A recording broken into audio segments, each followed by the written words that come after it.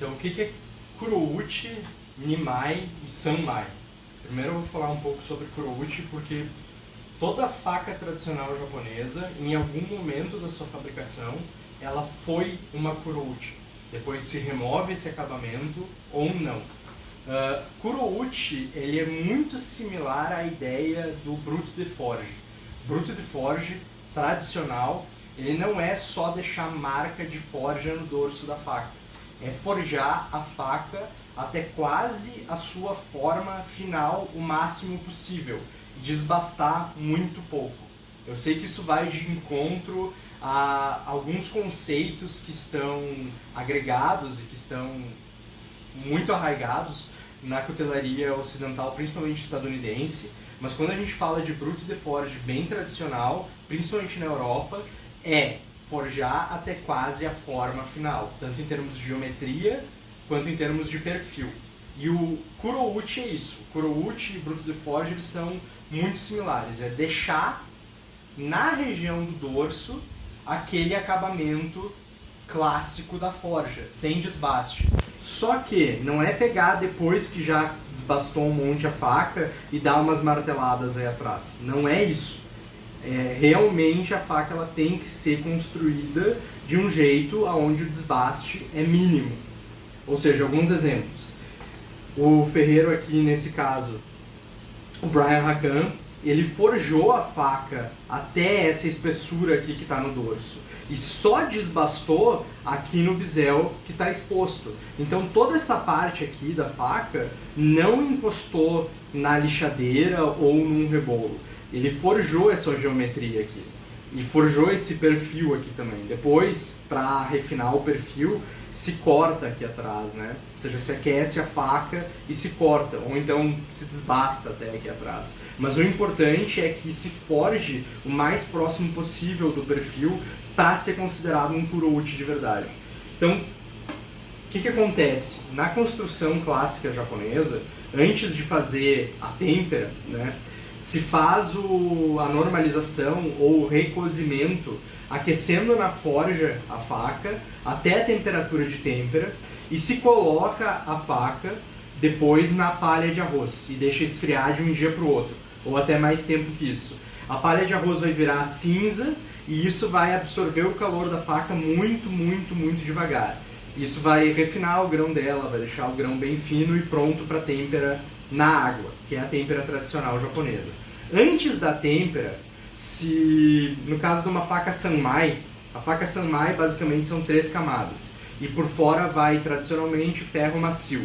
Ou seja, tem ferro macio dos dois lados da faca e no centro tem o aço carbono rígido.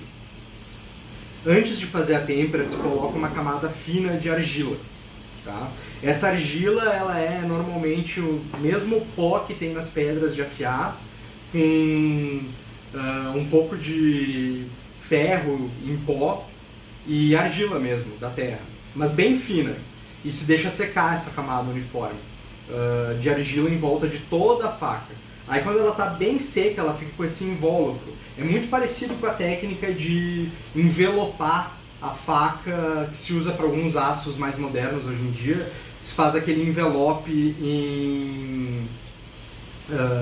não é alumínio, mas é um envelope metálico, né? Então se deixa a faca envelopada e se coloca no forno.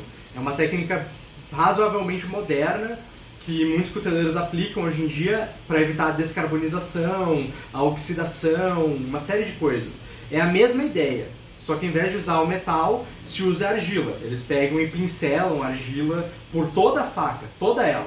Ou seja, toda ela fica encoberta em argila. Aí deixam secar, aquecem a faca até uma temperatura vermelho cereja, observam se a temperatura está correta e está uniforme por toda a faca e mergulham numa salmoura de água. E aí se dá a têmpera, né? Essa argila, aí depois é feito o revenimento, tudo, né? Mas enfim, me atendo ao acabamento Kurouchi. Essa argila, ela se une no Sanmai com o ferro.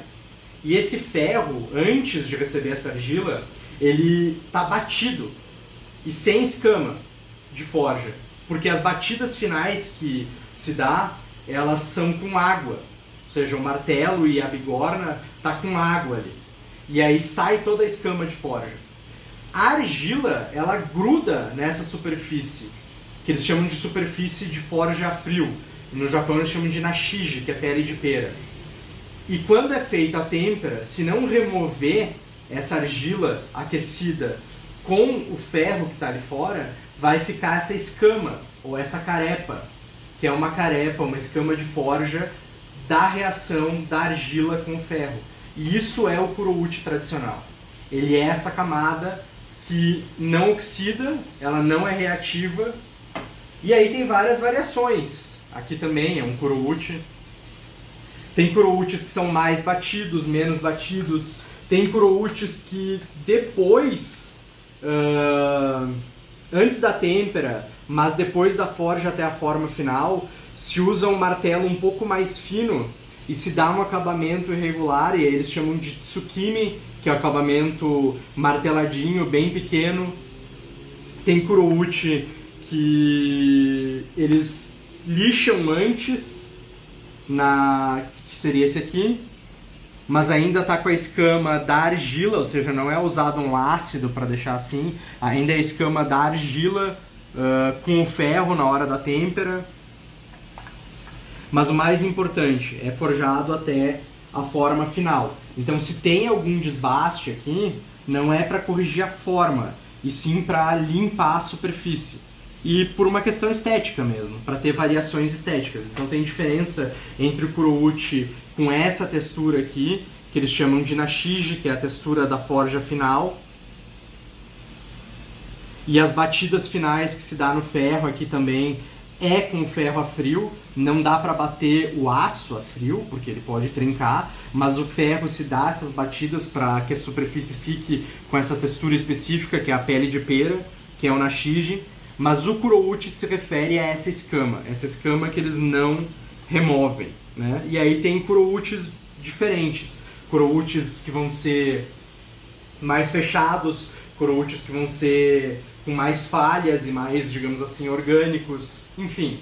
Isso é o kurouchi. Toda faca japonesa, em algum momento da sua construção, se ela é bem tradicional, ela teve um acabamento kurouchi. Depois esse acabamento pode ser limpo ou não.